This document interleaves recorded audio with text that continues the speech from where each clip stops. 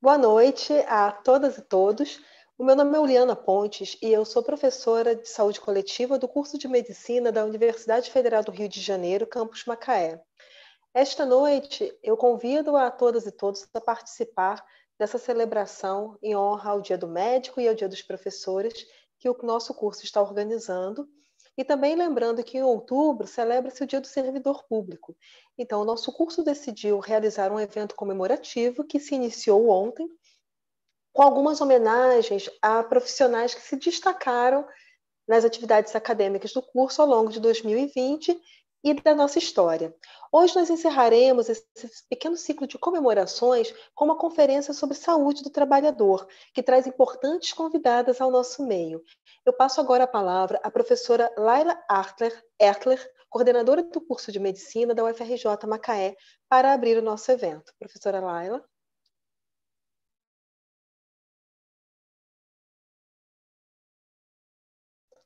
Professora Laila, seu microfone está desligado.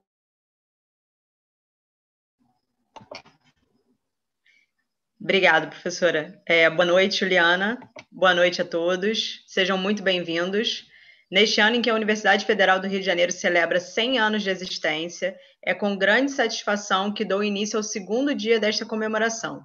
O curso de Medicina da UFRJ Macaé busca formar médicos de excelência, com competência técnica e humanística, para não apenas olhar a doença, mas para tratar de pessoas com suas singularidades, compreendendo os aspectos biológicos, mentais e sociais da saúde da doença.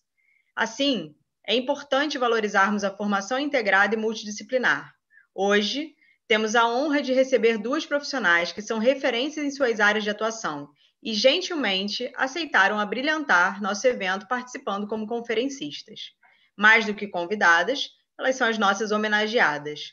Com muita satisfação, homenageamos a doutora Luciara Leiroz Vasconcelos, médica do trabalho e preceptora do curso de medicina da UFRJ Macaé, pelo incansável esforço para construir a área de saúde do trabalhador ao longo do curso, incluindo articular colaborações para fortalecer as experiências de ensino e aprendizagem para os nossos graduandos. Temos a honra também de homenagear a doutora Sirlene Luiza Zimmermann, procuradora do Ministério Público do Trabalho, que tem também respeitado a trajetória como professora universitária. O curso de medicina da UFRJ Macaé reverencia a doutora Sirlene por ela não limitar seus conhecimentos ao âmbito da formação de profissionais do direito, mas compartilhá-los em outros ambientes, como o nosso, fortalecendo a articulação intersetorial e a visão ampla e integrada da saúde do trabalhador. Senhoras, recebam esta homenagem do curso de medicina da UFRJ Macaé como reconhecimento às suas trajetórias e inspiração para a integração da educação, da saúde e da cidadania. Muito obrigado novamente por aceitarem o nosso convite. Passo a palavra para a professora Uliana para dar continuidade ao evento.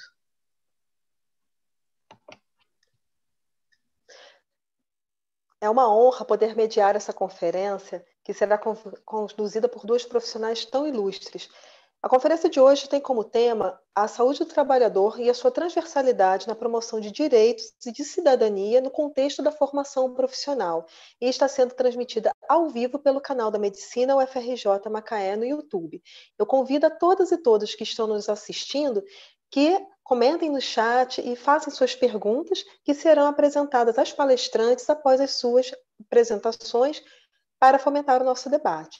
E agora eu tenho a satisfação de passar a palavra à doutora Luciara Leiroz, médica do trabalho, preceptora do curso de medicina da UFRJ Macaé, para dar início a esta conferência, trazendo um pouco da história da saúde do trabalhador e o debate sobre essa história na formação médica. Doutora Luciara, por gentileza.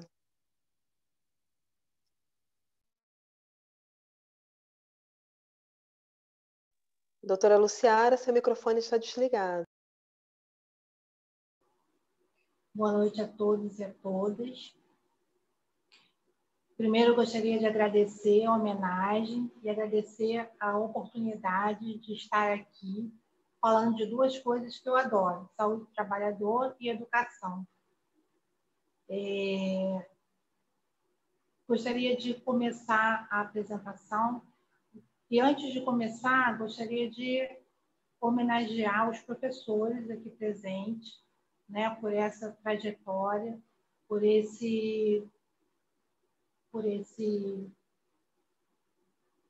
essa trajetória e por essa carreira tão brilhante, árdua, mas gratificante. Pode passar, por favor?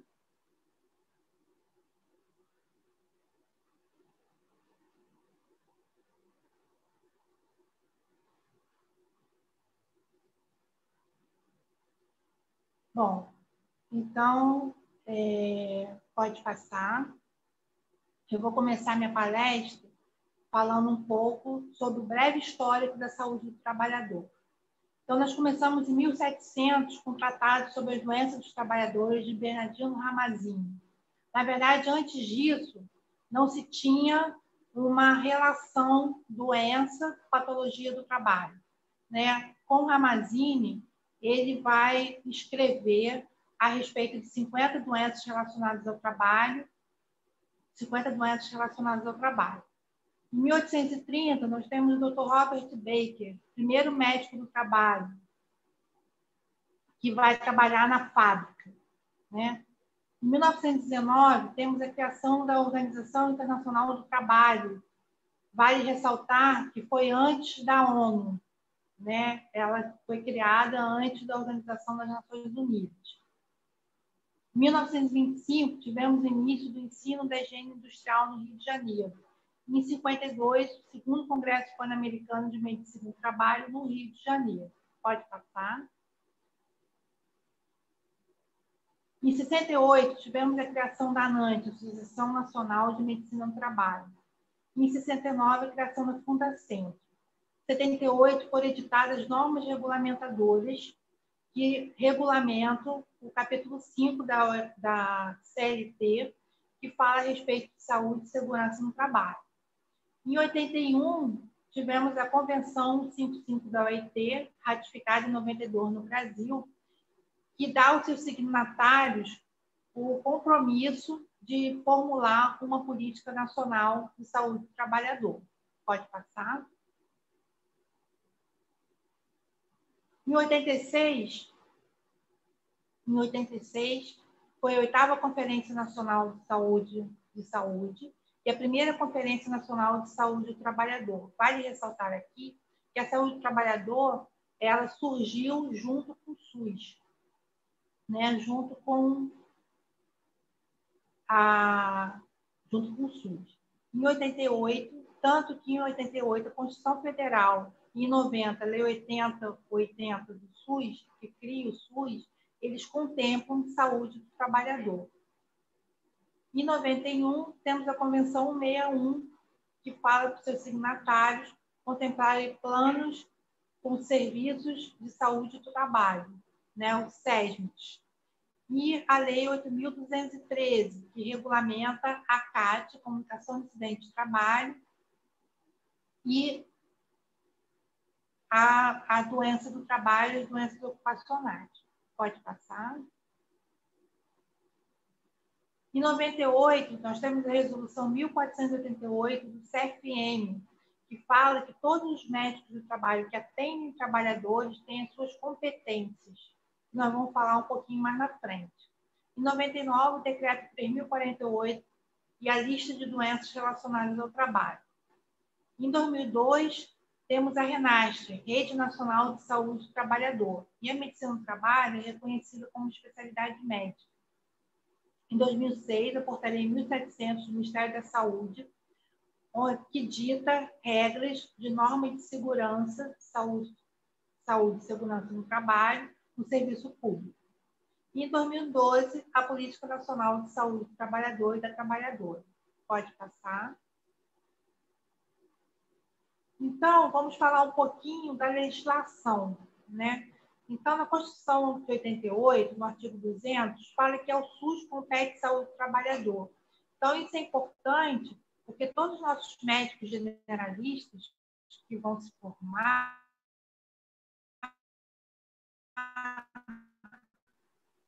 nós estudamos, é importante que no SUS está a competência de fazer saúde do trabalhador. Então, não é só o médico do trabalho lá na fábrica que faz saúde do trabalhador.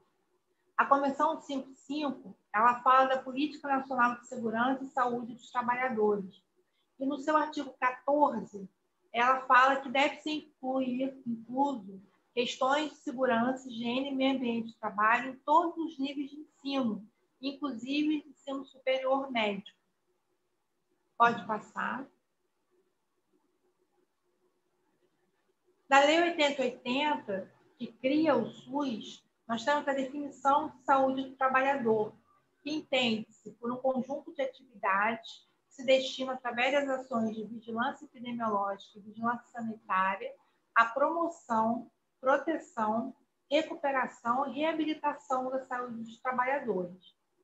Na Convenção 161, os signatários se comprometem a formular e aplicar política nacional que estabeleça serviços de saúde no trabalho, os SESMs, para todos os trabalhadores, inclusive do serviço público. Pode passar.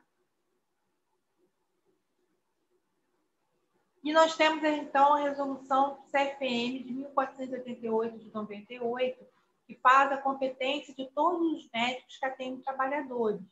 Então, ela fala que os médicos do trabalho e demais médicos que atendem o trabalhador devem assistir ao trabalhador, elaborar seu prontuário médico, fazer todos os encaminhamentos devidos, fornecer atestados e pareceres para o trabalhador, sempre que necessário, considerando o repouso, o acesso à terapia ou o afastamento da exposição nociva, ou seja, a exposição a riscos ocupacionais.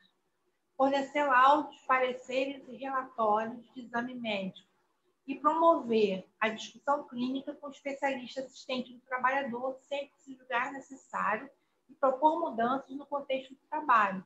Então, é importante aqui ressaltar que ele fala de todos os médicos que atendem o trabalhador e não só o médico do trabalho. E fala ainda na competência de estabelecer nexo causal entre a doença e o trabalho. Pode passar. Em 2002, nós temos a lei que regulamenta a RENAST, Rede Nacional de Saúde do Trabalhador, que fala de ações de assistência e vigilância em saúde do trabalhador em todos os níveis de atuação, no nível primário, secundário e terciário. Então, a vigilância em saúde do trabalhador, então nós temos a RENAST, que é a Rede Nacional de Saúde do Trabalhador a nível federal, os CERESTs, que são a nível estadual, são centros de referência em saúde do trabalhador, e os programas de saúde do trabalhador a nível municipal. Pode passar.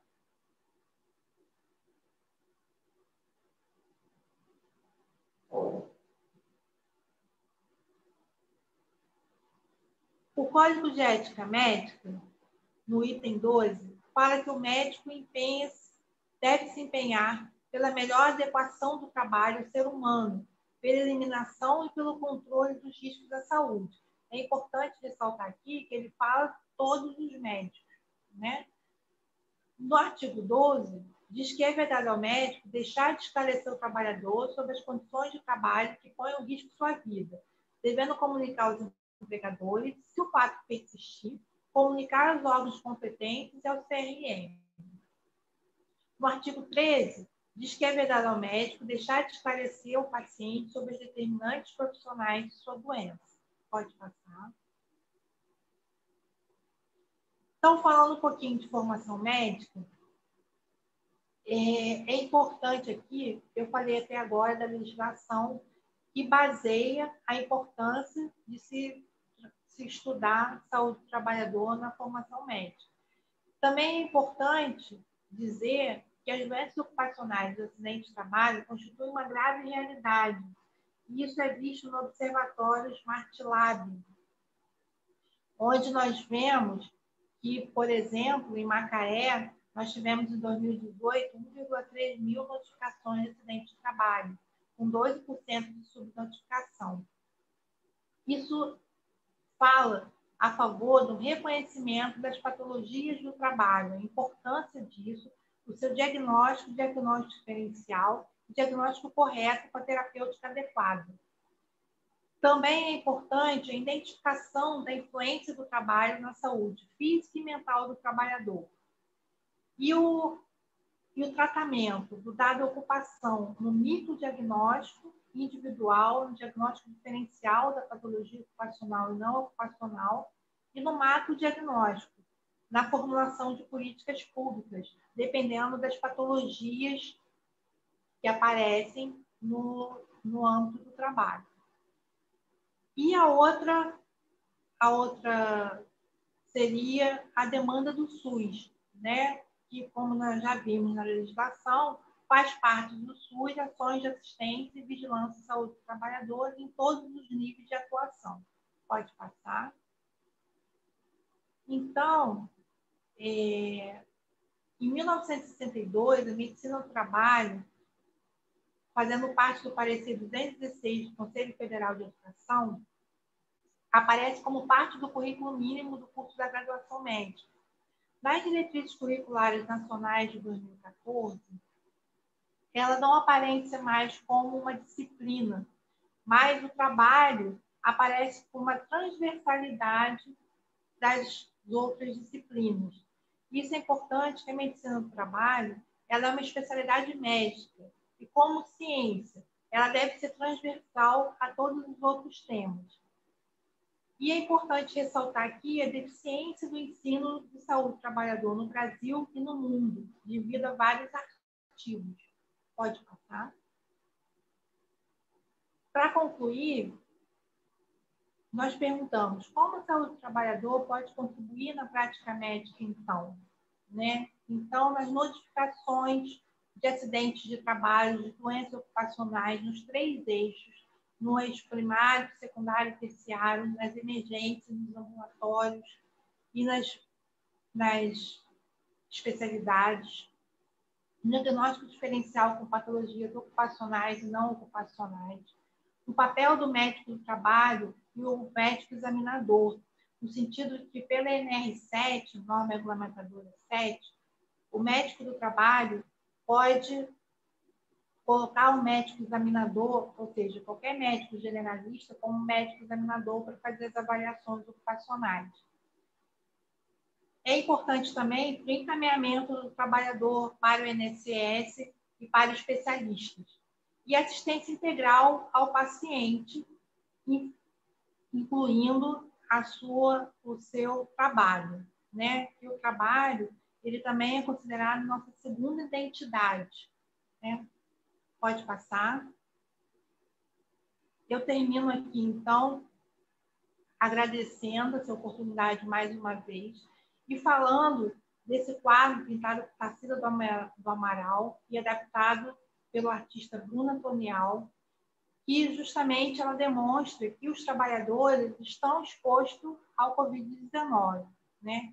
E é importante ressaltar que não só no trabalho, nos serviços ditos essenciais, mas em todos os trabalhos em que, por exemplo, ele tenha que não possa parar de trabalhar por uma situação econômica. E eu gostaria de, só completando, que eu espero que completando a minha fala, muito obrigada.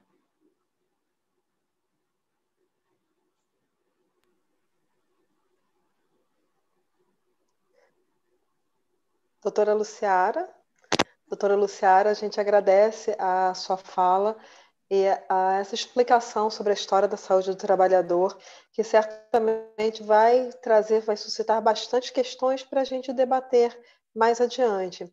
E agora eu tenho a honra de convidar a doutora Sirlene Zimmermann para proferir a sua palestra.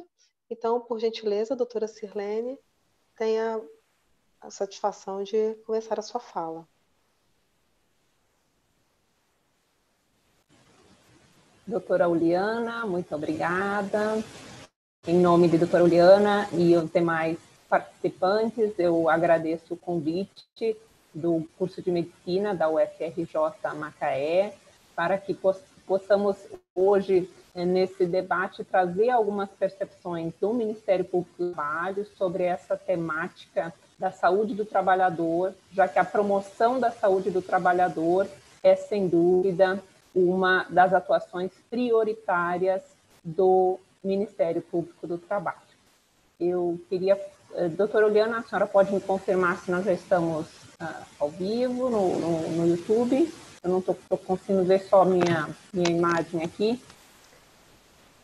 Sim, nós estamos ao vivo. A senhora está com a transmissão normal para o YouTube.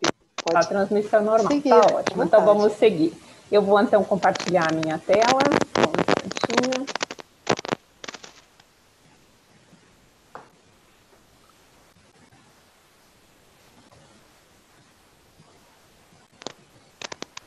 Vamos seguir aqui, então.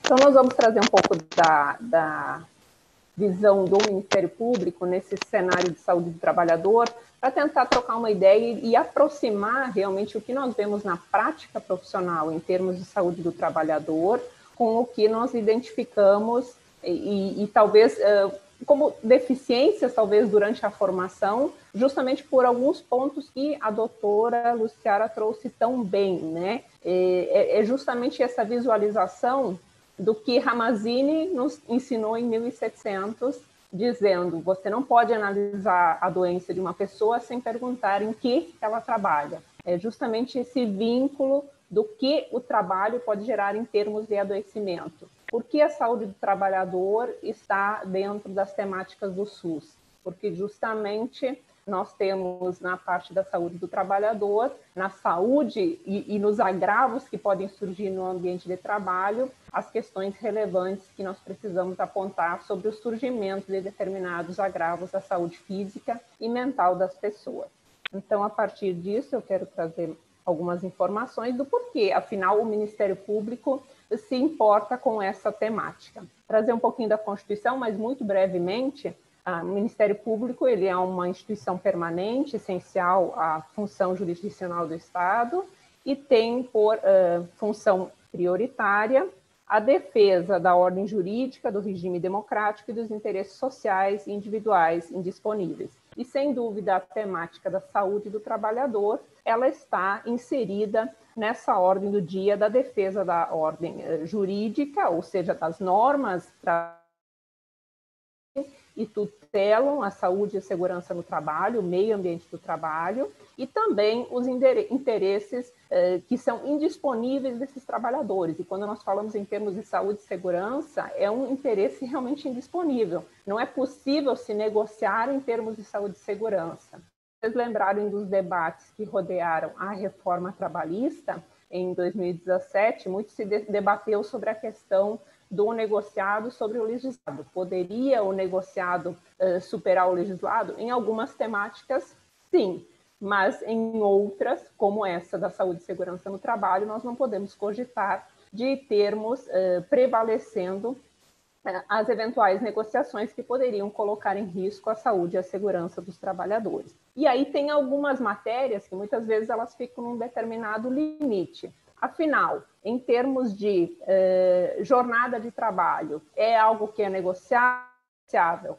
Jornada de trabalho, como vocês que são profissionais da área médica certamente sabem o quanto ela pode impactar em termos de saúde física e saúde mental. Então, essa é uma temática que também a gente tem que ter um certo cuidado do quanto ela pode ser objeto de negociação, porque ela pode eventualmente trazer reflexos diretos em termos de saúde do trabalhador. Então, é preciso ter um cuidado especial com relação a essa temática.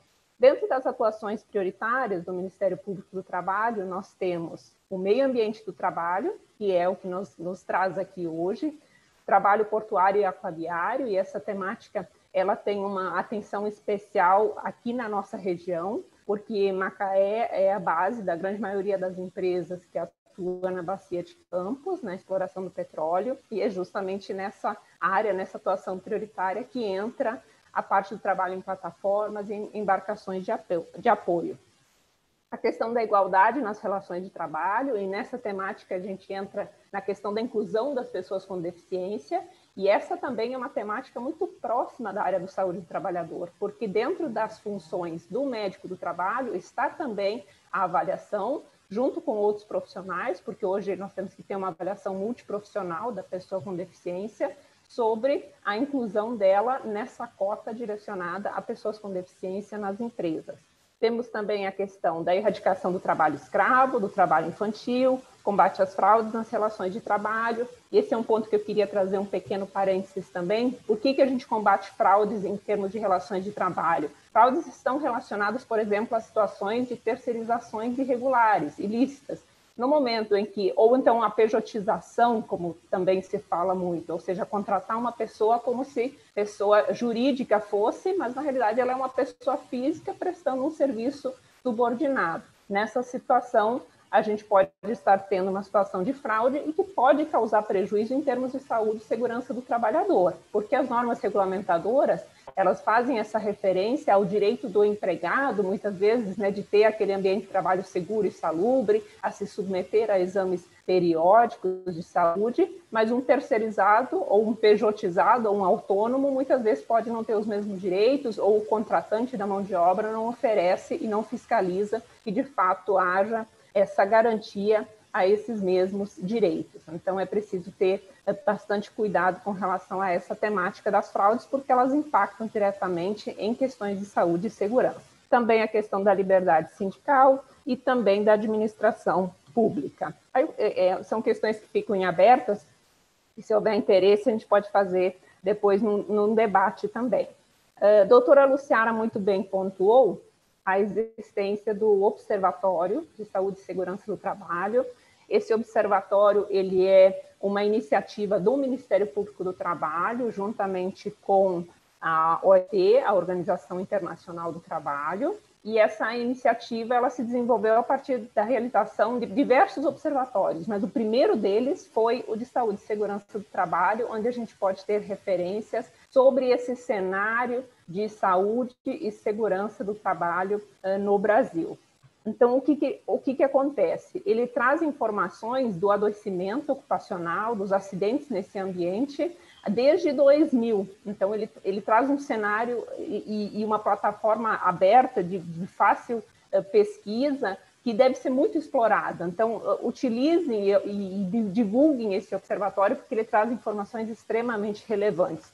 Eu trago algumas estatísticas só para aflorar aqui o nosso debate, né? A ideia da quantidade de acidentes do trabalho registrados, sempre lembrando que são estatísticas nesse campo aqui oficiais, porque nós temos também as questões das subnotificações que nós vamos falar depois na sequência.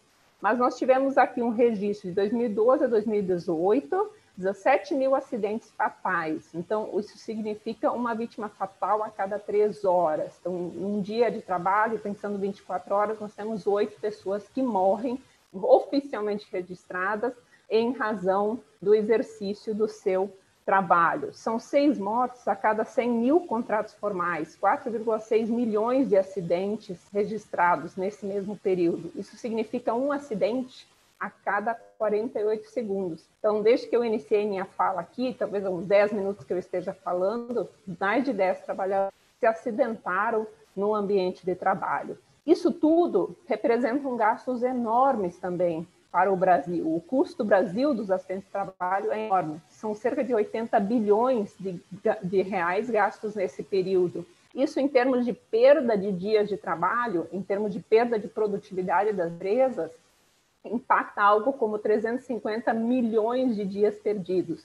Todos esses dados, senhoras e senhores que estão nos assistindo, estão nesse Observatório de Saúde e Segurança do Trabalho. Então, eu convido que, de fato, vocês entrem nesse observatório, explorem ele ao máximo, porque ele traz muitas informações que podem nos ser úteis, inclusive porque estamos falando com a academia, né? A academia tem interesse em pesquisa, então aqui nós temos uma base de dados fantástica para a pesquisa.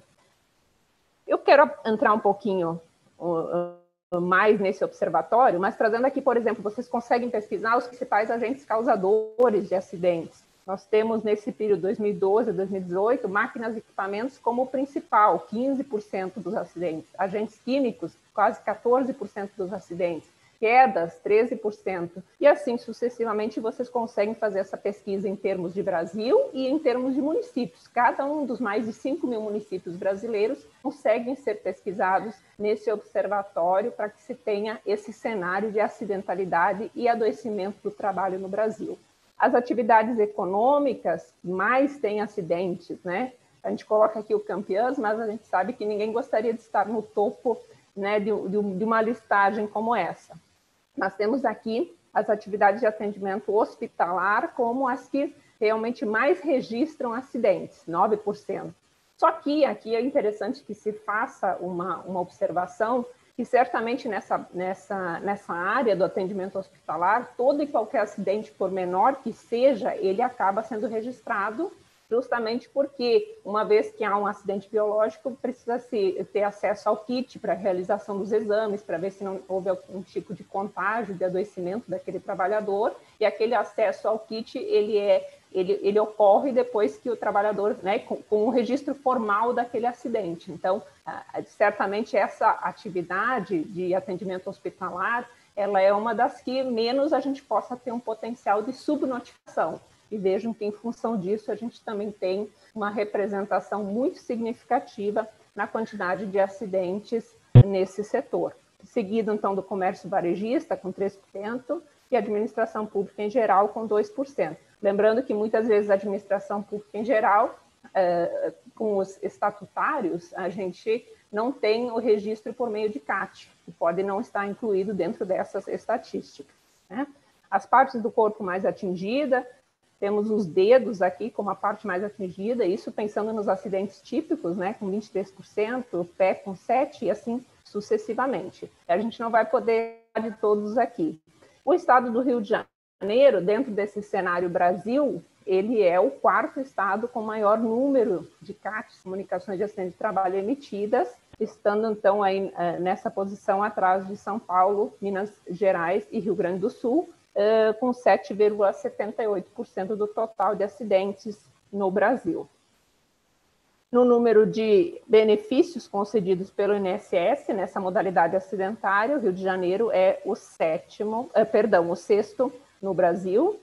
Em número de acidentes com mortes, né, nós tivemos aqui, entre 2012 e 2018, até uma redução nesse número, mas que muitas vezes pode estar relacionada, seja com questões de notificação, seja com questões de desemprego, que a gente precisa sempre analisar o cenário econômico. Aqui entre 2015, 2016 e 2017 se passou por uma recessão bastante significativa e que também pode impactar nesses números. Se a gente for ainda mais reduzindo esse campo de visão, a gente vai visualizar os dados de Macaé. Então, como eu disse, o Smart Lab permite que você visualize cada um dos municípios brasileiros e, inclusive, faça comparações entre municípios, geralmente com ramos de atividade econômica parecidos, então essa é uma comparação interessante de se fazer. Em Macaé, de 2012 a 2018, tivemos 1.845 auxílios-doença, que hoje é o benefício de incapacidade temporária, né, do INSS, por acidente do trabalho. Esse B91, certamente os médicos vão se deparar muito, porque o B91 é a espécie do benefício quando ele é acidentário. O B31 é quando é previdenciário em geral, né? São doenças, a princípio, não relacionadas ao trabalho. Temos aí o impacto previdenciário disso, 25 milhões, só no município de Macaé, e 368 mil dias de trabalho perdidos em razão de afastamentos. Nós temos aqui também as atividades com maior impacto, né? Certamente, como a gente não podia imaginar que fosse diferente, né? As atividades de apoio à extração de petróleo, 20% das atividades que mais acidentam, e corte, laceração, né? A parte do corpo aqui, o tipo, né, de acidente é 18%, então, com esses cortes, lacerações, etc. Eu trago aqui de outros municípios, mas aí eu posso deixar essa apresentação disponível, pelo menos para o pessoal do curso, da academia, que eventualmente tiver interesse, mas todos eles, lembrando, estão disponíveis no Observatório de SST, observatóriosst.mpt.mp.br. Se vocês colocarem aí em qualquer Google, Observatório, Smart Lab, vocês vão ter acesso a todas essas informações, não só na área de saúde e segurança, como nas demais de atuação do Ministério Público do Trabalho. Vamos seguir aqui. Por que esses dados são importantes, né? Então, por que a gente começa falando desses números? Lembrando que eles são números oficiais, porque a subnotificação pode impactar de forma importante todos os trabalhadores informais, que a gente sabe que esse número cresce a cada ano no Brasil. A gente não vai ter retratados aqui nesses números oficiais, que em grande parte são buscados a partir da Previdência Social, para incentivar a promoção de políticas públicas. Esse é o grande ponto. Nós queremos aumentar a cultura de prevenção, a gente quer desenvolvimento econômico, mas quer que isso aconteça de uma forma sustentável. Isso, a gente precisa incrementar a produtividade, sem dúvida, mas uma produtividade, vocês veem que com tanta perda de dias, né, decorrente de acidentes do trabalho, a gente também tem reduções, e a gente precisa reduzir gastos previdenciários e com saúde. Então, tem que lembrar que todo e qualquer acidente, ele vai impactar na Previdência e vai impactar no SUS, em grande parte das medidas, acidentes e doenças do trabalho. Então, esses impactos, esses custos financeiros precisam ser sempre levados em consideração.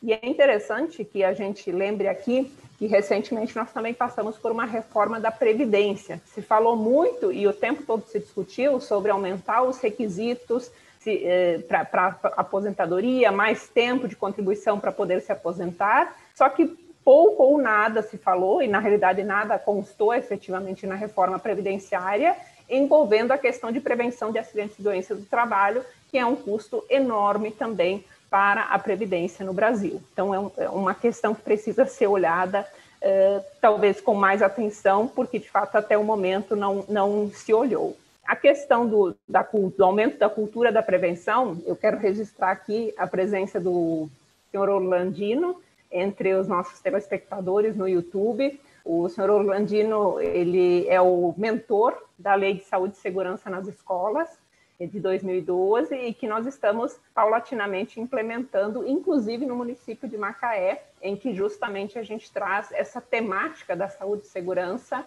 no trabalho, desde a primeira infância, né? Desde as crianças que estão ali na creche, no infantil, no Fundamental 1, e a gente já traz essa temática e vai inserindo ela dentro da ideia de que saúde e segurança no trabalho é algo fundamental. Então, quando a gente chegar no futuro e tiver um trabalhador, ele não vai se expor ao risco de qualquer maneira. Ele sabe que é preciso ter saúde e segurança na execução do seu trabalho. Então, essa é uma questão muito importante dessa implementação da cultura da...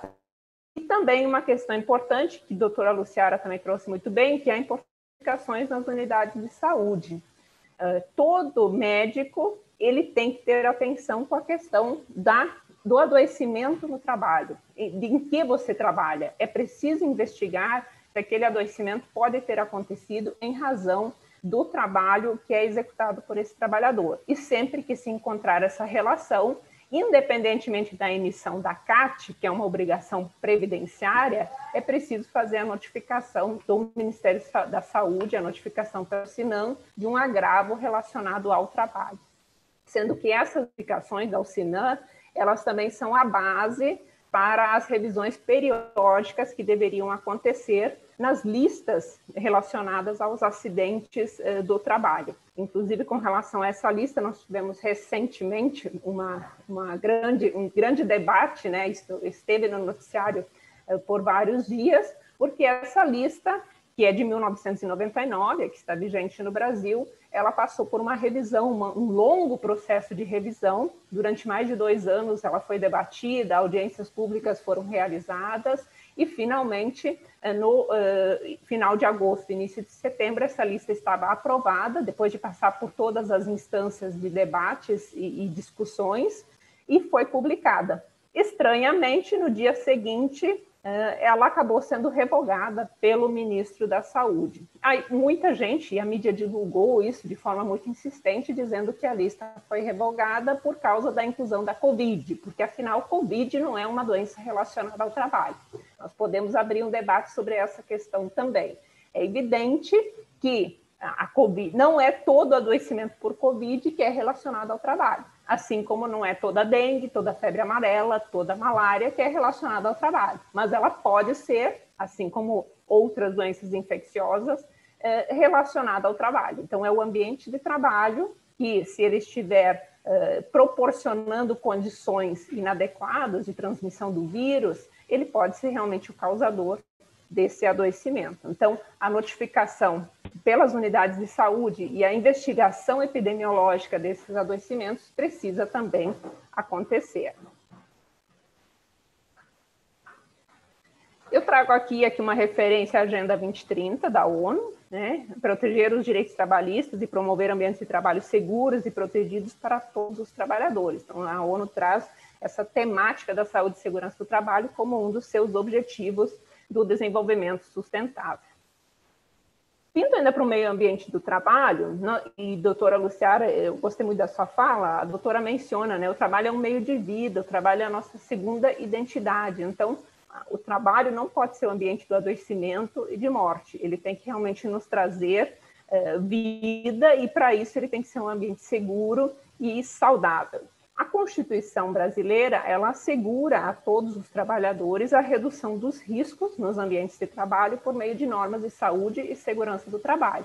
Então, todo e qualquer risco que possa existir naquele ambiente, ele precisa ser de alguma forma identificado e prevenido. Há um dever de garantir a vida, a integridade, né, física da pessoa, do trabalhador, e a integridade também física e psíquica desse trabalhador. E aí eu trouxe a questão da lista de doenças do trabalho que foi divulgada no final de agosto, início de setembro, e ela trazia também essas doenças psicossociais. Então, apesar da Covid ter sido bastante divulgada, dizem que a Covid foi o bode na sala, porque na realidade é a questão das doenças psicossociais que tem abatido cada vez mais trabalhadores e tem causado grandes gastos para a Previdência Social brasileira. Ela tem tido, sim, um impacto significativo e que ela constou de forma efetiva nessa lista que havia sido atualizada de doenças relacionadas ao trabalho. Quando falamos de meio ambiente de trabalho, a gente trata de alguns princípios, mas eu quero tratar mais dessa última referência, essa estatística que foi divulgada pela OIT, quando ela menciona que 95% dos riscos do ambiente natural se originam em ambientes do trabalho. Então, se estamos submetidos a riscos no ambiente natural, no ambiente artificial, 95% deles, segundo a pesquisa da OIT, se origina no ambiente de trabalho. E aí a gente pode pensar nos grandes acidentes do trabalho no Brasil ultimamente, né? O próprio acidente da Vale, no início de 2019, Samarco, o caso Shell BASF, são ambientes que são riscos que se difundiram no ambiente natural, mas cuja origem foi, evidentemente, o ambiente de trabalho. Então, essa questão ela precisa ser sempre analisada e por isso que a gente tem que lembrar mais uma vez de Ramazzini, em que você trabalha. Quais são os riscos que existem no seu ambiente de trabalho e que podem estar ocasionando esse adoecimento.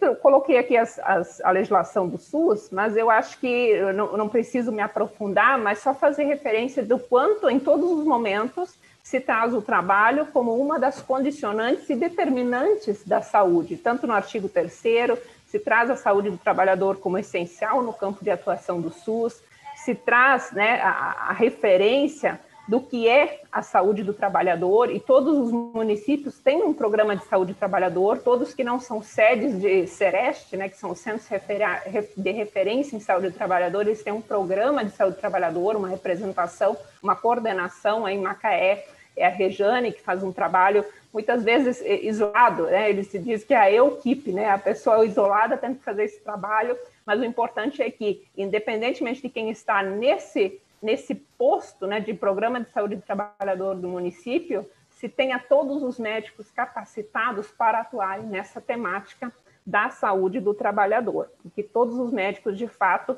podem investigar, podem fazer vigilância epidemiológica em termos de saúde do trabalhador, notificando as autoridades competentes, inclusive esse programa de saúde do trabalhador, aquelas situações que forem encontradas, identificadas, no sentido de que aquele adoecimento pode ter surgido no trabalho. E se a gente trouxer para a situação da Covid atualmente, muitas vezes um adoecimento de um trabalhador, se não for identificado onde você trabalha, quais são as condições, foram implementadas medidas de distanciamento, estão sendo implementadas medidas de prevenção, se você não fizer essa pergunta e não fizer essa investigação enquanto médico, enquanto profissional de saúde, enquanto vigilância epidemiológica que todo município precisa fazer, pode-se estar permitindo a disseminação do vírus. seja naquele próprio ambiente de trabalho, porque outras pessoas lá podem ser adoecidas em função desse contágio, é um vírus de fácil transmissão, outras pessoas na família daqueles trabalhadores podem adoecer, outras pessoas que estão trabalhando junto com aqueles familiares daquele primeiro trabalhador adoecido podem adoecer porque vão levar o vírus também para os seus ambientes de trabalho. Então, vejam como a saúde do trabalhador ela precisa ser protegida, até mesmo para evitar a disseminação na comunidade em geral. Então, precisamos realmente ter um cuidado muito grande, uma atenção muito grande nessa vigilância epidemiológica. Eu trago aqui a resolução do CFM também, a 2183, é uma mais recente, né, de 2018, e ela fala da questão do estabelecimento do nexo causal e aponta o quão importante, o quão necessário é estudar o local de trabalho, a organização do trabalho, os dados epidemiológicos, ouvir o depoimento e a experiência dos trabalhadores. O que é ouvir o depoimento e a experiência dos trabalhadores, se não fazer o que Ramazzini disse em 1700? Pergunte ao trabalhador o que ele trabalha, quais são as condições, quais são os riscos que existem naquele ambiente de trabalho. Mas aqui eu trago uma questão interessante, que é essa questão dos dados epidemiológicos. Estamos vivendo um momento de pandemia. Há um grande debate e uma grande defesa por parte, principalmente das empresas, no sentido de que a Covid ela não pode ser considerada uma doença ocupacional. Ocorre que nexo causal num cenário de pandemia, de doenças infecciosas em geral, ele não pode ser feito de forma clínica, individual. Não é simplesmente o médico no seu consultório perguntar, você adoeceu? Que dia? Conta aí quantos dias o vírus pode ficar incubado, então mais ou menos então pode ter sido infectado e pronto, terminou. Tem nexo ou não tem nexo? Não, você precisa analisar o estado epidemiológico, o estado de eventual contaminação que aquele ambiente que ele frequentava passou. Então, se nós temos situações em que enfrentamos surtos em determinados ambientes de trabalho, ou seja, várias infecções simultâneas em índices muito superiores ao encontrados na população em geral, nós temos certamente uma grande possibilidade de disseminação do vírus naquele local de trabalho. E isso não pode ser desconsiderado pelo médico no momento de uma análise de nexo causal. Isso precisa ser considerado. É um nexo coletivo epidemiológico que precisa ser realizado numa situação como essa. Então, situação bastante relevante. Nós vamos passar aqui.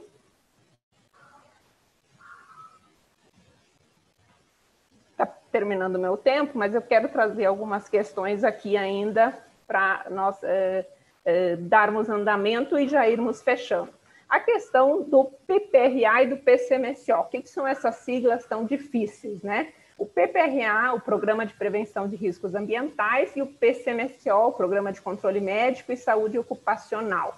Esses programas, eles precisam andar sempre de forma harmonizada. Inclusive, a partir de março do ano que vem, a gente vai passar a valer a NR, a nova NR, Norma Regulamentadora número 1, que prevê o Programa de Gerenciamento de Riscos, que pode estar substituindo o PPRA, que é o Programa de Prevenção e Reconhecimento, né, dos riscos ambientais. Esses programas eles precisam andar de forma harmônica. No dia a dia, o que a gente enfrenta e identifica são situações de clínicas de saúde ocupacional que simplesmente vendem a realização do PCMSO, ou então empresas de segurança do trabalho que vendem a realização do PPRA, mas não assumem o verdadeiro compromisso que é realizar um programa desses, porque ele precisa ser efetivamente implementado e precisa condizer com o ambiente de trabalho real. Então, elaborar um PPRA ou um PCMSO sem ir ao local de trabalho, sem ir no ambiente de trabalho, conhecer de fato quais são os riscos existentes naquele local, isso é inadmissível. A responsabilidade técnica do profissional que elabora um PPRA ou um PCMSO e não realiza de acordo com essas condições mínimas, que é pelo menos conhecer o local de trabalho. O PCMSO e o PPRA, eles precisam estar harmonizados. Na prática, no dia a dia, nós enfrentamos diversas situações em que você abre um PPCMSO feito pelo médico E os riscos que ele reconhece são diferentes dos riscos que estão no PPRA, os riscos que o engenheiro ou técnico de segurança do trabalho reconheceram. Então, de imediato, a primeira verificação que se faz. Se isso acontece, você diz que os dois documentos, os dois programas são simplesmente imprestáveis. E muitas vezes as empresas, é uma questão que precisa ser superada, né? Eles entendem que são programas para ficar só no papel, né? O PPRA e o PCMSO, às vezes, ele fica até encadernado, bem bonitinho lá na empresa. Então, PPRA e PCMSO encadernado não serve para nada. Ele precisa efetivamente ser implementado, riscos reconhecidos e prevenção de riscos naquele ambiente de trabalho. Então, eles precisam ser submetidos frequentemente a análises globais e a revisões anuais. Especificamente no caso do PPRA, uma questão que é do PCMSO, da medicina ocupacional, uma questão importante que a gente tem que trazer é, no momento que a gente tem índices elevados de determinados resultados nos exames complementares, nos exames ocupacionais, é preciso que se faça uma investigação complementar. Não pode simplesmente essa análise global, essa revisão anual do PCMSO, o médico do trabalho dizer, olha, teve 30% aqui de hipertensão no ano. Sim, mas o que você fez com 30% de hipertensão? É preciso tomar uma atitude com relação a isso. Há alguma relação com o trabalho? Não há. E mesmo que não haja, que medidas de proteção e de prevenção podem ser orientadas para esses trabalhadores para que esses índices não subam ainda mais e a gente não tenha um cenário de adoecimento desses trabalhadores no ambiente de trabalho. Então, essa análise anual, ela precisa contemplar todo esse cenário. O direito à informação é algo que é muito relevante, porque muitas vezes a empresa até contrata um médico ou uma médica do trabalho.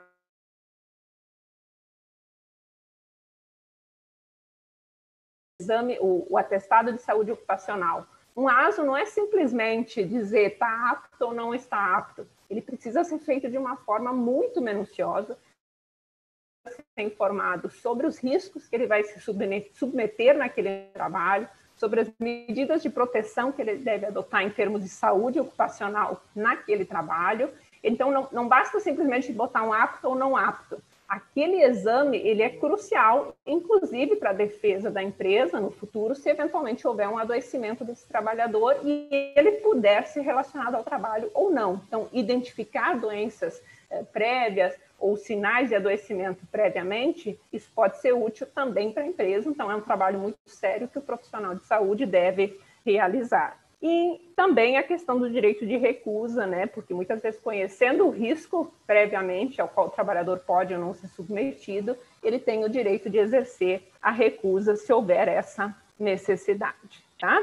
E, por fim, eu quero trazer um debate aqui sobre a questão das normas regulamentadoras. Isso também passou por um debate importante, inclusive no cenário político, porque essas normas regulamentadoras estão passando por um processo de revisão e se apontava sobre a necessidade ou uma previsão de que 90% das normas regulamentadoras seriam extintas, né? Na prática, pelo que a gente já teve de processo de revisão das normas, não se chegou a esse percentual, se está bastante distante desse percentual, mas, ao mesmo tempo, o processo de revisão ele acaba sendo um processo muito técnico, porque as normas regulamentadoras, elas também são uma salvaguarda para a empresa no sentido de medidas mínimas de prevenção, de proteção que precisam ser adotadas. Se você não tem as normas técnicas, que são detalhadas sim, são detalhadas para que também subsidiem as empresas nessa atuação, o que sobraria seria a norma da Constituição que diz que a empresa é responsável por reduzir todos os riscos existentes no ambiente de trabalho. Se qualquer acidente aconteceu e a empresa não tem uma norma técnica, uma norma regulamentadora para dizer que cumpriu ou não cumpriu, você acaba tendo uma situação de sempre responsabilizar a empresa também. Então, a norma regulamentadora, por mais que eventualmente algumas empresas tenham comemorado, dizendo que bom, vai reduzir o número de normas, mas na prática ela também é uma salvaguarda para a empresa, porque ela traz os parâmetros mínimos de proteção. Então, eu trago essas informações para vocês, agradecendo mais uma vez o convite, dizendo o quanto é importante realmente a gente pensar no adoecimento e no acidente de trabalho como algo que não podemos aceitar naturalmente. são riscos que se pode prevenir. Então, é esse olhar que eu gostaria de deixar aqui, não só para os profissionais de saúde, os médicos que estão se formando, mas a toda a sociedade, para que seja um olhar que a gente tenha sempre muita atenção. Juliana, eu passo a palavra e fico à disposição.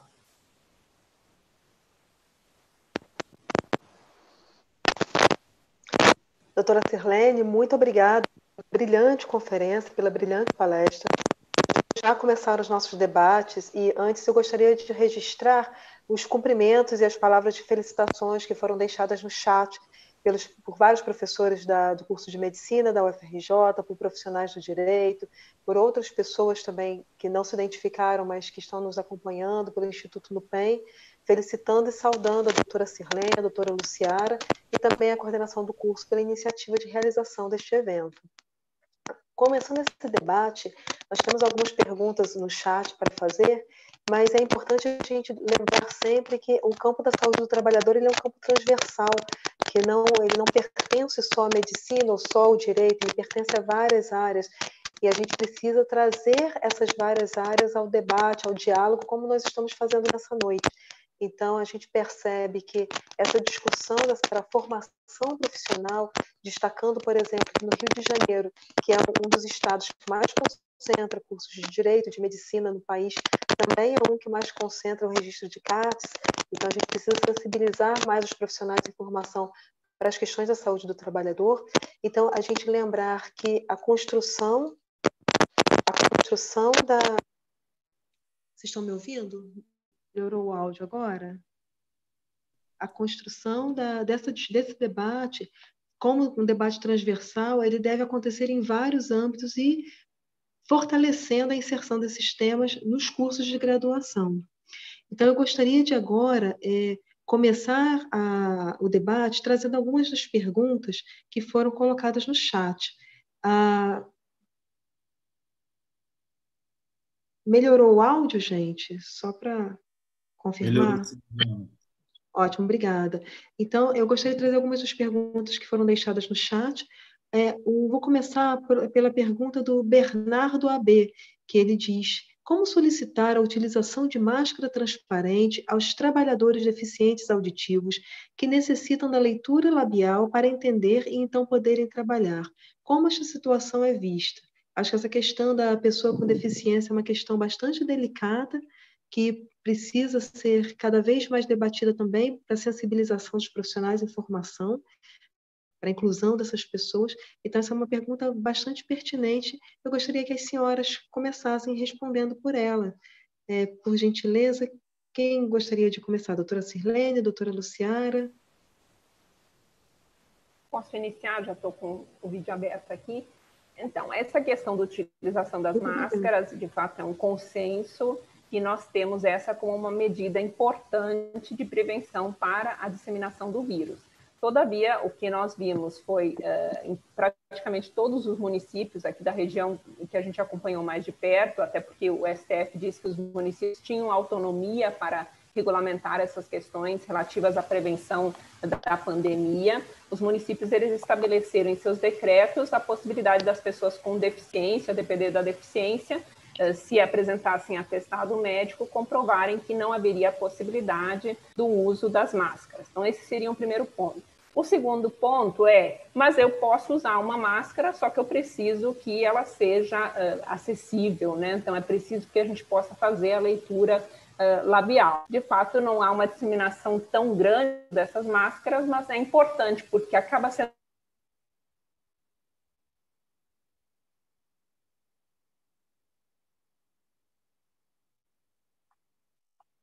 questões que hoje mais se fala, é que para ter inclusão a gente precisa de acessibilidade. Então, no caso das pessoas que fazem a leitura labial em razão de uma deficiência auditiva, se você não concede a acessibilidade de permitir a leitura labial, você está furtando esse direito à acessibilidade. É desarrazoado, pelo contrário, é um custo que é possível de ser assumido para que se permita que nos ambientes de trabalho em que hajam pessoas com deficiência auditiva, que se valem da leitura labial, sejam distribuídas essas máscaras transparentes, né, para permitir essa leitura e essa acessibilidade desse trabalhador. Eu queria trazer um terceiro ponto, só para fechar minha resposta aqui, que do início de julho, né, de 2020, está vedada de forma expressa a demissão de trabalhadores com deficiência. A própria Lei 8.213, ela já estabelece que a empresa ela não pode demitir um trabalhador com deficiência sem contratar outro, exceto que ela esteja cumprindo a atividade dela. Mas agora, nesse curso da pandemia, nós tivemos uma previsão expressa na lei de que esses trabalhadores eles não devem de calamidade pública, podendo sim serem flexibilizadas as condições de trabalho, às vezes até com o oferecimento do teletrabalho para esses trabalhadores, assim como para os demais, até porque a não circulação de pessoas, o não contato com trabalhadores é certamente uma das medidas mais eficazes de prevenção à disseminação do vírus da Covid-19.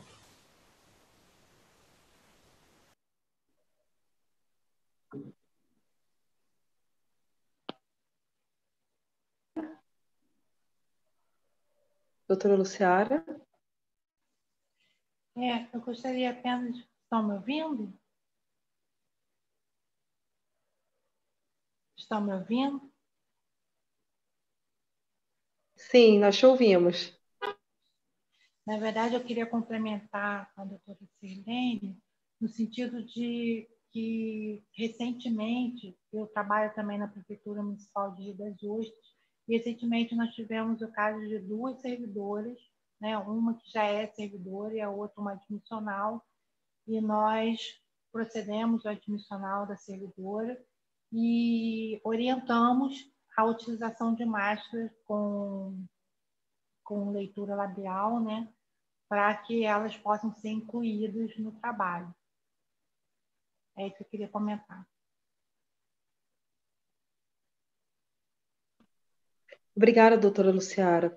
E com relação a como que as senhoras veem esse desafio da inclusão da pessoa com deficiência no mercado de trabalho, a sensibilização tanto de médicos do trabalho quanto dos profissionais de direito nessa área? Como que as senhoras veem, tanto na questão da formação profissional quanto da atuação profissional? Eu vou trazer um pouquinho da minha experiência nessa questão da inclusão das pessoas com deficiência. Nós temos alguns projetos aqui na região, especificamente em Cabo Frio, nós temos um projeto chamado CADIP-PCD, que é o Cadastro de Inclusão das Pessoas com Deficiência. Esse projeto ele vem sendo desenvolvido pelo Ministério Público do Trabalho em parceria com outras instituições da região, entre elas a OAB de Cabo Frio, o Tribunal Regional do Trabalho e o município de Cabo Frio, por meio da sua Superintendência de Políticas Públicas para Pessoas com Deficiência, Secretaria de Educação e Secretaria de Saúde. Por que trazer todos esses atores para esse cenário de inclusão das pessoas com deficiência? Porque a inclusão ela precisa ser completa, a acessibilidade ela precisa ser sempre fornecida de forma completa. No momento que nós temos o cadastro das pessoas com deficiência, desde o bebê que nasce com alguma deficiência, e ele já pode ter acesso, às vezes, a serviços de reabilitação em saúde, ele pode provavelmente superar de maneira mais fácil, às vezes diminuir a eventual deficiência ou a barreira que ele vai encontrar em função daquela deficiência. Então, um atendimento adequado na primeira infância pode permitir uma inclusão mais facilitada, seja na escola, seja mais adiante no mercado de trabalho. Então, quando a gente fala em conscientização de inclusão das pessoas com deficiência, a gente tem que justamente dar esse passo atrás. Queremos incluir no mercado de trabalho? Sim, queremos, mas queremos ter, desde o início, um atendimento adequado, uma educação inclusiva, e nesse ponto eu quero registrar o repúdio, registrado inclusive em notas públicas do Ministério Público do Trabalho com relação ao decreto publicado no último dia 30 de setembro, que expôs mais uma vez essa possibilidade dessas escolas especiais, que mais uma vez vão segregar a pessoa com deficiência da sociedade, e esse não é o objetivo. Por que a gente ainda precisa fazer conscientização, fazer as pessoas ditas normais, né, sem deficiência, entenderem que a pessoa com deficiência pode estar incluída em qualquer ambiente? Porque justamente na primeira infância, onde as pessoas assimilam tudo com muito mais facilidade, grande maioria de nós não teve contato com pessoas com deficiência, porque elas eram isoladas, porque elas estavam em escolas especiais.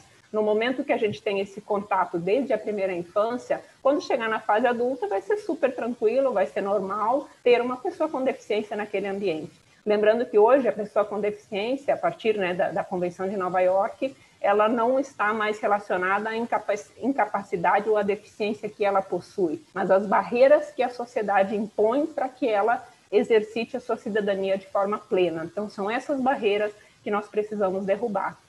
E especificamente com relação à qualificação, no âmbito de Macaé, nós temos alguns projetos também, inclusive em parceria com a ABESPETO, que é a Associação Brasileira do Petróleo, para fazer a qualificação de pessoas com deficiência e a inclusão dessas pessoas nesse mercado de trabalho, que é um dos maiores, um dos que mais recepciona, né, empregados aqui na nossa região. Então, essa qualificação é super importante e é uma fase prévia que as empresas também precisam assumir. Então, essa parceria ela tem sido muito frutífera e a gente espera que no decorrer dos anos ela colha muitos frutos para que, de fato, a gente não só cumpra a cota, mas esteja conscientizando e tenha uma inclusão plena dessas pessoas, não só no mercado de trabalho, mas na sociedade como um todo.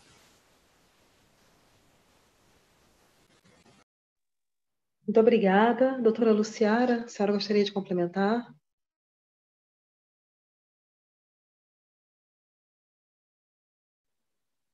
Não.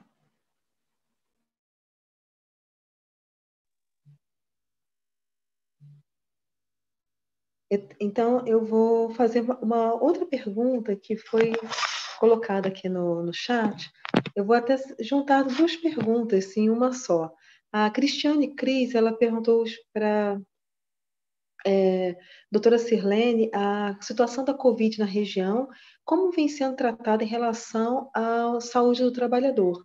E o Francisco Esteves, ele também perguntou à doutora Sirlene qual foi a contribuição do Ministério Público do Trabalho no enfrentamento da pandemia na região.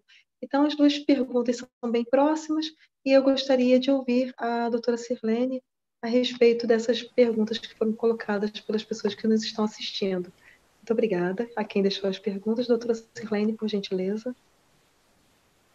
Obrigada. Inicialmente, também quero fazer um cumprimento aqui ao professor Francisco Esteves, né, do NUPEM, da UFRJ de Macaé, e tenho certeza que ele fez essa pergunta direcionada a mim, porque estamos juntos no projeto de pesquisa e testagem da Covid-19 em Macaé, um trabalho que iniciamos lá entre março e abril, no início realmente desse cenário de pandemia. O Ministério Público do Trabalho apoiou esse projeto desde o primeiro momento, fizemos destinações de valores, e isso é importante a gente fazer uma explicação rápida. O Ministério Público do Trabalho, ele cobra, eventualmente, multas por descumprimento de normas trabalhistas firmadas em acordos ou termos de ajuste de condutas por empresas, ou também indenizações que são pagas por empresas que descumprem normas trabalhistas, principalmente nos casos de maior gravidade. Essas indenizações são pagas a título de dano moral coletivo. É um dano moral que toda a coletividade ela foi afetada e isso precisa, de alguma forma, ser revertido para a sociedade. Então, todos esses valores nós sempre destinamos para projetos sociais e destinamos valores também para aquisição de insumos e de equipamentos. O extrator, né, de RNA utilizado no laboratório do NUPEM, ele foi adquirido com recursos destinados pelo MPT na nossa região aqui de Macaé. Então, é certamente uma destinação e um trabalho específico desse período da pandemia, muito importante, mas que, para a ciência da nossa região, é um legado extremamente importante, porque outras pesquisas podem vir a partir desse trabalho feito num primeiro momento. Então, deixo meu registro aqui a todos os que integram o comitê gestor desse projeto, o NUPEM UFRJ Macaé, a Prefeitura de Macaé, que apoiou também desde o início, os médicos do trabalho de Macaé, que desde o início tiveram essa preocupação, porque o ambiente de trabalho ele pode ser um grande ambiente de transmissão desse vírus, então era uma preocupação desde o início, então os médicos do trabalho estiveram à frente e juntos o tempo todo. Um agradecimento especial também ao FRJ no Rio de Janeiro, o professor Tanuri, que deu um apoio espetacular e fez esse trabalho andar aqui na nossa região. Então, esse é um ponto, a questão da testagem, da pesquisa e certas questões que se colocou como uma das melhores formas para se prevenir a disseminação do vírus. E isso foi feito realmente de forma bastante intensa aqui na região, a partir desse projeto da UFRJ, do NUPEM. Então, deixo meu registro aqui ao professor Francisco Esteves e também ao Dr. Rodrigo, que estão conosco nesse projeto. Além disso, nós temos uma atuação nas diversas outras áreas, né? Porque o Ministério Público do Trabalho ele atua a partir de denúncias que nos chegam, então qualquer pessoa pode fazer uma denúncia apresentando dados mínimos, né, de situações que estão acontecendo, sendo que nesse período da pandemia praticamente foi algo realmente incrível, acho que nunca aconteceu em outra situação, praticamente 100% das denúncias que nós recebíamos eram relacionadas a situações do enfrentamento da Covid, medidas de prevenção que não eram adotadas, não afastamento de trabalhadores com sintomas, não identificação de contactantes, né, naquele ambiente de trabalho, não adoção de medidas de prevenção. Então, era um cenário que realmente, apesar de ser muito novo, porque ninguém até então tinha enfrentado uma pandemia, era preciso adotar medidas de prevenção muito rápidas. Então, as denúncias elas vinham nos mais diversos setores produtivos, com especial atenção para os estabelecimentos de saúde, tivemos muitas denúncias envolvendo os profissionais de saúde, e também para os profissionais do mercado de trabalho offshore, da extração e produção de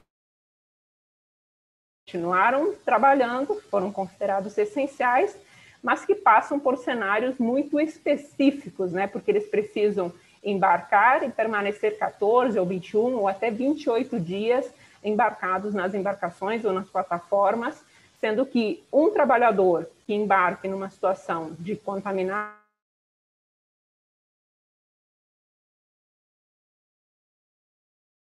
nós temos uma possibilidade de atacar, de infectar até 18 pessoas. São estudos que nos foram apresentados pela Anvisa de que ambientes confinados podem ter taxas de ataque de até 18.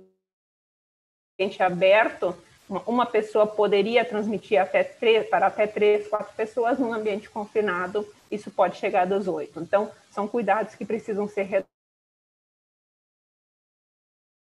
um projeto chamado Ouro Negro, que ocorre em parceria com a Anvisa, com a Inspeção do Trabalho, com a Agência Nacional do Petróleo, a Marinha e o IBAMA, para que a gente faça essa atuação e esse acompanhamento do setor, sendo que nesse período da pandemia ele foi integralmente direcionado à prática de ações preventivas para a disseminação do vírus nessa população offshore de trabalho nas plataformas.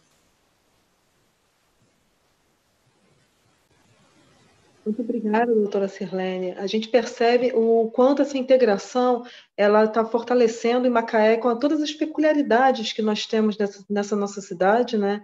Uma região em que concentra profissionais advindos de diferentes regiões, não só, Macaé não é só um polo que atrai pessoas de regiões diferentes do Brasil, como também de regiões diferentes do mundo, então é necessário a gente ter essa vigilância bastante fortalecida, tanto no aspecto da garantia dos direitos desses trabalhadores, quanto da questão da vigilância sanitária, de maneira a garantir a esses trabalhadores e às suas famílias também a segurança em saúde, para que eles defendam o seu trabalho, defendam o pão de cada dia, mas com toda a segurança e toda a proteção que é necessária para o exercício das profissões.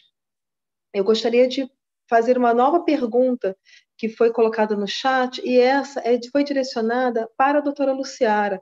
Foi uma pergunta trazida pela Cristiane Cris, e que ela pergunta, ela pergunta se tem ocorrido registros de CAT no serviço público relativo a profissionais de saúde e Covid. Ela fez essa pergunta para a doutora Luciara, portanto, eu passo a palavra a ela.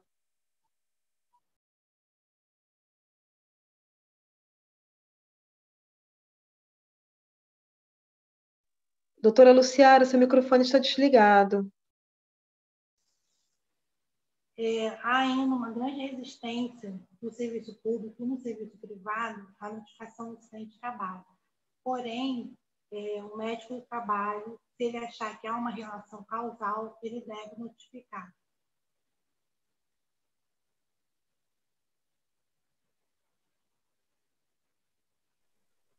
Como as senhoras vêm percebendo essa tensão que existe nos profissionais de saúde, que eles estão à frente no trato, seja de pacientes com Covid ou não, mas eles estão na linha de frente. Como que as senhoras têm percebido essa transformação dessas relações de trabalho na saúde, dado esse enfrentamento da pandemia dentro das práticas profissionais das senhoras?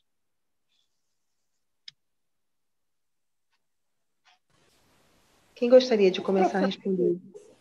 Posso fazer a fala inicial, se me permite, doutora Luciara? Os profissionais de saúde, em geral, de fato, por essa situação que lhes foi imposta de enfrentamento, de linha de frente no enfrentamento da Covid, certamente ficaram submetidos a situações, seja de alto risco em função do próprio agente de risco, o vírus, né? E não por outro motivo. Essa categoria dos profissionais de saúde foi a que lidera os rankings, né, de ocupações, acaba preocupando muito, e hoje já estamos num cenário um pouco mais confortável, mas tivemos uma situação muito dramática, principalmente em função da ausência de fornecimento, de disponibilidade de equipamentos de proteção para esses profissionais. Então, a grande maioria chegavam com relação a profissionais de saúde, ou eram relacionados ao não afastamento dos grupos de risco, ou relacionadas ao não fornecimento ou não disponibilidade dos equipamentos de proteção. E aqui eu quero relembrar um conceito que eu trouxe muito brevemente na minha apresentação, que é o direito de recusa. A gente discutiu muito nesse período, mas poderia um profissional de saúde que fez o seu juramento de defender, de proteger a saúde, recusar um atendimento porque não tem o EPI adequado? E aí eu respondo com outra pergunta. Você pode exigir que ele ponha a sua vida em risco apenas para, de repente, salvar a vida de outra pessoa? Porque, de fato, diante de um risco com o potencial de transmissão e a letalidade do Covid-19, ainda mais com uma exposição muito mais agravada nos ambientes de saúde, nos estabelecimentos de saúde, o risco de morte desses trabalhadores era muito grande. Então, se expor sem o equipamento de proteção era praticamente dizer, olha, me contamina e seja o que Deus quiser. Mas podemos exigir isso de um profissional de saúde ou de qualquer outro profissional. Então, o direito de recusa, ele é um dos princípios básicos dentro dessa temática de saúde e segurança do trabalho. Por isso que a gente precisa falar em cultura de prevenção, porque muitas vezes o trabalhador ele não se submete a se recusar, né, e ele se submete àquela condição de risco por falta de conhecimento. Mas será que eu posso me recusar? Será que isso não vai me causar algum problema? Será que eu não vou ser demitido por causa disso? Bom, mas aí nós precisamos chegar numa outra seara, porque esse tipo de discriminação não poderia ser aceito. Então, ninguém pode ser submetido a uma situação de risco, ainda mais como essa da Covid, em situações sem qualquer tipo de proteção. Então, é um cenário que a gente precisa considerar. E a outra é do enfrentamento e os aspectos que isso pode ocasionar com relação à saúde mental dos trabalhadores. Isso para quaisquer trabalhadores. Nós mencionamos na nossa palestra o quanto as doenças psicossociais têm aumentado seus índices, inclusive nos profissionais de saúde, inclusive nos profissionais médicos, que muitas vezes se submetem a um plantão atrás do outro. E isso não tem só os impactos na saúde física, mas também na saúde mental. E nesse cenário de enfrentamento da pandemia era ainda mais agravado, porque muitas vezes se exige uma prestação de serviço e que a estrutura ela não te permite prestar. E isso, sem dúvida, em termos psicológicos, abate de forma muito profunda. E nós temos, sim, nesse cenário, um risco psíquico à saúde daquele trabalhador e que também precisa ser considerado. Nós temos que ir além de riscos biológicos, riscos físicos e riscos químicos. Os riscos psíquicos, eles precisam ser cada vez analisados com mais cuidado, mais considerados e medidas de prevenção implementadas. Muito obrigada, doutora Sirlene. É aquela questão de que toda vida tem que ser preservada, tanto do profissional quanto do paciente e dos trabalhadores que estão envolvidos, né, no processo de cuidado, né? Então, toda vida tem que Posso ser falar? protegida. E eu vou passar a palavra agora à doutora Luciara, que inclusive tem essa vivência no cotidiano dela como profissional de saúde. Doutora Luciara, por gentileza. Eu queria só complementar que, na verdade, o risco psicossocial é muito importante, né, com a Covid-19, porque, além da sobrecarga de trabalho, o trabalhador profissional de saúde está diante de uma doença desconhecida, né, que não sabe muita coisa, tem uma letalidade alta, com medo de passar para os seus familiares, a infectar seus familiares, né? Ter que seguir rigorosos protocolos para se proteger. Então, realmente, e a gente eu vejo no meu dia a dia, que a gente faz o ato de retorno ao trabalho, então muitos profissionais que se contaminaram, com medo de se contaminar novamente, com sequelas psíquicas por conta da Covid-19, né? Então, realmente, é um problema de saúde pública.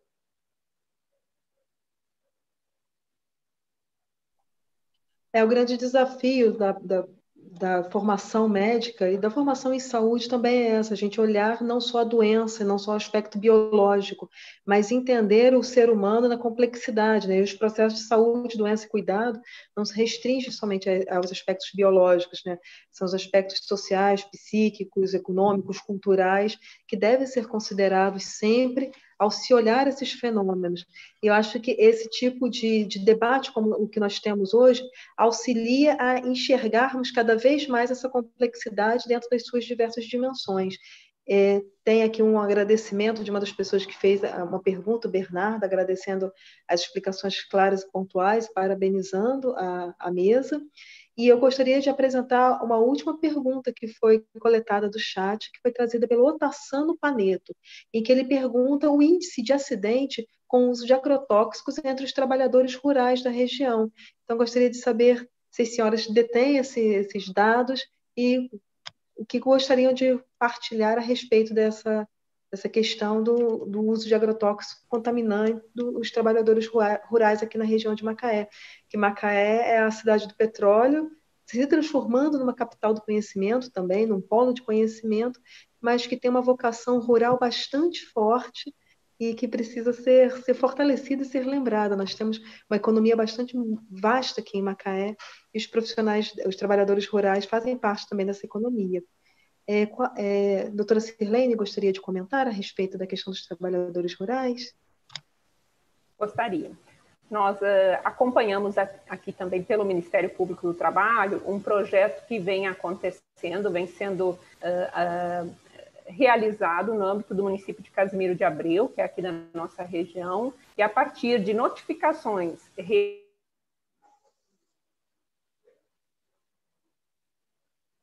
tóxicos, iniciou um trabalho de estudo, de conjunção de esforços de várias entidades. O INCA hoje está nesse projeto, entidades relacionadas ao município e extramunicípio, no sentido de se estudar e enfrentar esses impactos dos agrotóxicos na saúde dos trabalhadores.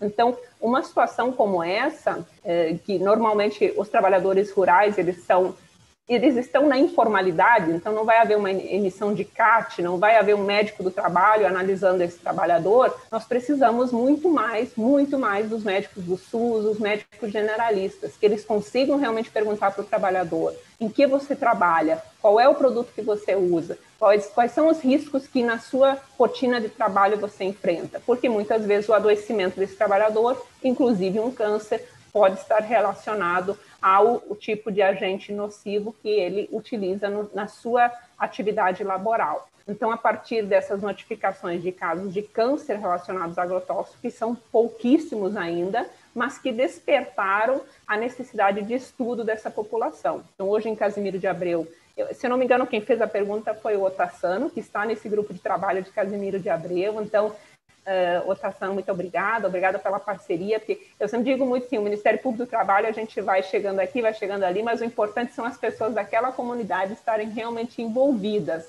Não, o Ministério Público pode ser um incentivador da promoção de determinadas atuações, mas se a gente conseguir agregar e fazer com que aquela comunidade, aquela sociedade esteja envolvida com aquela temática, a gente consegue realmente resultados muito melhores. Então, sempre nas atuações que nós realizamos, nós procuramos trazer a sociedade junto nesse processo de luta, de defesa desses direitos. Então, em Casimiro de Abreu, a partir desse trabalho que tem sido realizado, nós temos coletado muitas informações, muitos trabalhadores rurais têm sido acompanhados, têm sido examinados.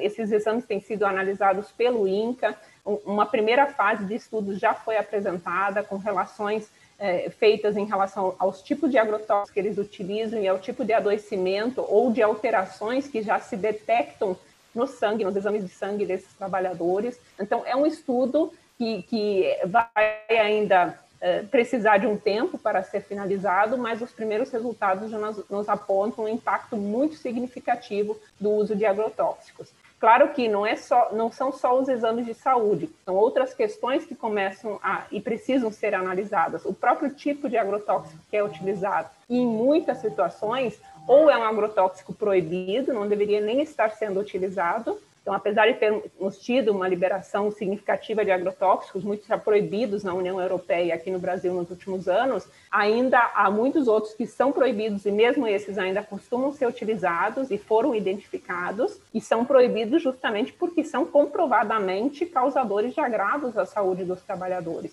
Ou então, numa segunda situação, que é o uso inadequado do agrotóxico, porque cada agrotóxico ele tem uma indicação, assim como um medicamento. Vocês, médicos, não vão prescrever medicamento X para a doença Y, né? Tem que ser para a doença justamente que ele visa combater ou tratar. No caso do agrotóxico, se houver uma utilização inadequada, ou seja, para a cultura para o qual ele não é indicado, também os reflexos, seja no meio ambiente quanto na saúde do trabalhador, podem ser muito nocivos e esses agravos podem acabar acontecendo. Então, é mais um olhar especial que a gente precisa ter, não só dos médicos do trabalho, mas principalmente, nesse caso, dos trabalhadores rurais, os médicos do SUS, que precisam estar sempre com esse olhar atento, quem está nas vigilâncias em saúde do trabalhador, os profissionais de saúde de UPAs, de pronto atendimento, precisam estar sempre com esse olhar, em que você trabalha. E aí eu trago só uma ponderação sobre o quanto isso é importante, mas o quanto isso é desconsiderado. Vejam que no caso da Covid-19, nós procuramos fazer há cerca de 1 mês e meio atrás, 2 meses, um primeiro levantamento junto à Secretaria Estadual de Saúde para justamente identificar no estado do Rio de Janeiro quais são as ocupações mais atingidas pela Covid-19, quem são os trabalhadores mais afetados. Basicamente, a gente conseguia saber quando eram profissionais de saúde, porque as demais ocupações, a grande maioria das notificações, elas não tinham o campo ocupação preenchido. Ele é simplesmente ignorado. Então, quer dizer, se não é preenchido é porque certamente o profissional que preencheu nem perguntou, não se preocupou com aquela informação, quando na realidade ela poderia ser uma informação extremamente relevante, inclusive para identificar contactantes naquele local de trabalho, naquele ramo de atividade, saber quem é a família dele, para saber onde é que o familiar trabalha, porque isso é uma questão de vigilância epidemiológica também, essa relação ela precisa ser feita de forma contínua. Então, eu exorto, né, os profissionais de saúde, preocupem-se com essa questão. A ocupação, muitas vezes, pode ser a causa dos agravos na saúde das pessoas. Então, esse é um ponto a ser sempre considerado. Vamos trazer, é antigo, mas é atual. Ramazzini já disse em 1700, pergunte em que a pessoa trabalha, porque ali pode estar a resposta de muitas, a resposta, né, de por que esse trabalho, por que essa pessoa teve essa doença, afinal por quê? E às vezes é o trabalho que é a resposta, então não podemos nos esquecer nunca.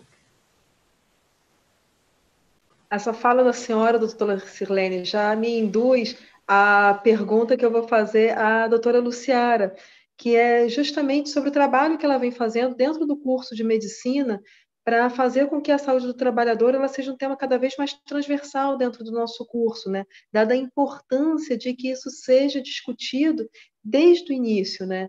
O curso de medicina aqui na UFRJ Macaé, o ciclo clínico começa já na M1, no primeiro período, com saúde da comunidade.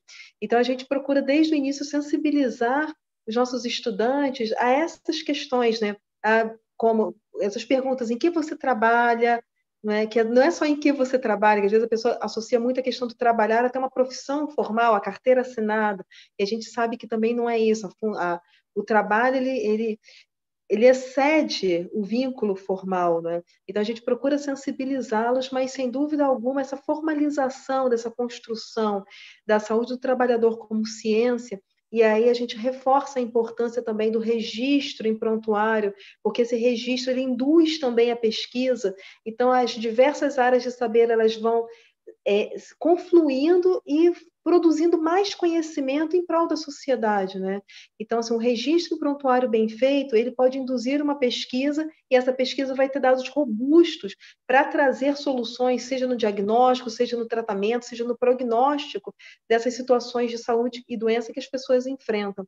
Então, eu gostaria agora de passar a palavra para a doutora Luciara para falar um pouco dessa sensibilização e desse trabalho junto do curso, já como as considerações finais. Nós já estamos nos aproximando do horário de término da conferência, então eu gostaria que a doutora Luciara falasse um pouquinho desse trabalho, já como as suas considerações finais, e depois eu vou novamente passar a palavra para a doutora Sirlene para fazer as considerações finais dela também, para a gente encaminhar ao término do nosso evento, tendo em vista a hora e tendo em vista que nós não temos outras perguntas no chat, mas nós temos vários cumprimentos de pessoas elogiando a mesa e nos felicitando pela iniciativa. Doutora Luciara, por gentileza. Na verdade, exatamente por tudo que nós colocamos aqui, nós vemos a importância, né, do tema saúde do trabalhador ser discutido no ensino superior, principalmente médico, né, na medicina. Então, exatamente E aqui em Macaé, nós temos exatamente isso que a doutora Sirlene colocou, os agrotóxicos, a óleo e gás, né, a indústria do petróleo. Então, na verdade, eu sou preceptora, né, e eu tenho tentado atravessar toda essa, inclusive já dei aula na M1, na M3, na M7, né, então justamente atravessar todos esses, eu acho que o tema saúde do trabalhador deve atravessar todo o curso, né? Ele é um assunto transversal, ele não é de um período somente, né? Então, trabalho no internato também com a saúde coletiva, né? A gente tentando trazer a esses alunos a importância de se perguntar qual é o seu trabalho, que 1700 Bernardino Ramazzini fez lá atrás, né? Então, eu me sinto muito, muito lisonjeada por estar podendo participar disso na FRJ Macaé, né? E gosto muito, pretendo ser professora da FRJ Macaé, e gostaria de parabenizar a coordenação do curso, a doutora Uliana, a doutora Sirlene, pela excelente palestra, né, e a organização do evento. Muito obrigada. Nós agradecemos a sua presença e agradecemos também os elogios pela organização do evento, né, que foi feito com bastante dedicação para que a gente pudesse ter esse momento de compartilhamento. E agora eu gostaria de passar a palavra para a doutora Sirlene, para que ela fizesse as considerações finais dela. Nas minhas considerações finais, eu gostaria de trazer algumas últimas reflexões relacionadas à questão da Covid como doença ocupacional. Ainda que brevemente eu tenha trazido essas questões, e a doutora Luciara bem abordou que esse nexo ele precisa ser investigado pelo trabalhador, pelo médico. Nós temos que ter muito cuidado com essa questão, porque, em geral, o que nós temos ouvido, seja do setor público quanto do setor privado, é um argumento de que, sendo pandemia, não é doença ocupacional. E a própria questão da revogação da lista das doenças relacionadas ao trabalho do início de setembro, que havia incluído a Covid entre as doenças relacionadas ao trabalho, e a posterior revogação dessa lista fez com que muitos comemorassem e dissessem, não, realmente, ela foi revogada, então ela não é relacionada ao trabalho, de modo algum ela pode ser relacionada ao trabalho. Então, a gente precisa tirar alguns pontos aqui, eu vou tentar fazer isso de uma forma muito breve. A primeira questão é que no Brasil nós abordamos e nós utilizamos um conceito aberto de doenças relacionadas ao trabalho. É certo que existem algumas listas, até porque se ocorrem notificações de agravos relacionados ao trabalho no âmbito do SUS, se ocorrem as emissões das CATs para as doenças relacionadas ao trabalho no âmbito da Previdência. É certo que essas informações, de alguma forma, precisam ser agrupadas e formarem listas. Então, para algumas doenças, a partir dessas listas e dessas estatísticas, se presume a ocorrência do nexo desse agravo com o trabalho. Tanto que hoje a Previdência Social ela já aplica o nexo técnico epidemiológico, justamente porque mesmo que a empresa não emita a CAT, se aquele trabalhador adoeceu de determinado agravo que já é considerado uma doença relacionada àquele ramo de atividade ou àquela profissão que ele exerce, o nexo ele é reconhecido automaticamente pela Previdência. Então, temos sim esse cenário de listas, mas há disposições expressas na Lei 8.213, que é a lei que rege os benefícios da Previdência Social, que diz que todo agravo que acomete um trabalhador, ele precisa ser investigado, justamente para que se analise se ele pode ter alguma relação com o ambiente, as condições, a natureza do trabalho ou não. Essa investigação, ela pode se dar de forma individual, se nós tivermos apenas um trabalhador acometido, e quando se faz essa pesquisa, essa investigação, geralmente vai se identificar possibilidades e oportunidades de melhoria na prevenção dos riscos, quando esses riscos são identificados, ou se faz isso de forma coletiva, se faz uma análise coletiva epidemiológica. Se vários trabalhadores adoeceram naquele ambiente pelo mesmo motivo, há a possibilidade de se simplesmente dizer é uma pandemia e não se sabe onde ele se contaminou. Nós tivemos casos, e vamos falar de Macaé, do nosso cenário aqui, nós tivemos situações de surtos em plataformas de petróleo aqui na Bacia de Campos, em que 32% dos trabalhadores que estavam na plataforma naquele período se contaminaram. Isso significa uma taxa de incidência de 28 a 30 mil pessoas por 100 mil de população, quando as taxas de incidência normais dos boletins epidemiológicos que nós acompanhamos pelo Ministério da Saúde todas as semanas são de 1.500 a 2.000 por 100 mil pessoas, né? Então, no momento que nós temos taxas de incidência 10 vezes superiores às da população em geral, nós certamente tivemos ali uma situação de surto. E no momento que aquele ambiente permitiu de uma forma amplificada disseminar o vírus daquela maneira, certamente é porque medidas de proteção, medidas de prevenção não foram adotadas da maneira como deveriam ser adotadas. Então, esse é um cenário, esse é um indicador de que aquele ambiente ele permitiu a propagação do vírus, as condições de trabalho, a natureza do trabalho, e aí a gente tem que lembrar que no caso das plataformas e embarcações de apoio, ali não é só o trabalho, é o ambiente de vida, é onde as pessoas moram e trabalham durante 14, 21 ou 28 dias. Então, aquele ambiente ele permitiu a propagação do vírus e ele tem que ser, sim, considerado, nesse caso, um adoecimento ocupacional, porque foi o ambiente do trabalho que permitiu o adoecimento. Essa explicação ela não é nenhuma novidade. Inclusive, que se nós buscarmos a relação das doenças relacionadas ao trabalho, a gente identifica lá a malária, a febre amarela e a própria dengue, né? Então, são situações de doenças endêmicas, mas que, se o ambiente de trabalho permitiu o adoecimento por não adoção de medidas de proteção adequadas, o trabalho terá, sim, um impacto, no mínimo, de concausalidade para aquele adoecimento. E, nesses casos, o reconhecimento do adoecimento ocupacional se impõe, inclusive com a emissão da comunicação de acidente de trabalho da CAT. Então, trouxe aqui de uma forma breve, mas eu quero convidá-los, publiquei recentemente um artigo sobre essa temática, para quem tiver interesse, ele está disponível no site do Ministério Público do Trabalho aqui da Primeira Região, prt1.mp.br, e tem uma aba artigos. Então, lá vocês encontram esse artigo. Ele também tive a felicidade da RENAST, que é a Rede Nacional de Saúde do Trabalhador, replicar esse artigo também no site. Então, ele está disponível no site da RENAST também, onde eu faço um estudo e apresento de forma bastante aprofundada esse debate sobre o momento em que o ambiente de trabalho se torna uma caixa de disseminação, um criadouro do vírus, e nesses casos, qual é o enfrentamento que se precisa fazer com relação a essa temática. É certamente algo extremamente complexo, né?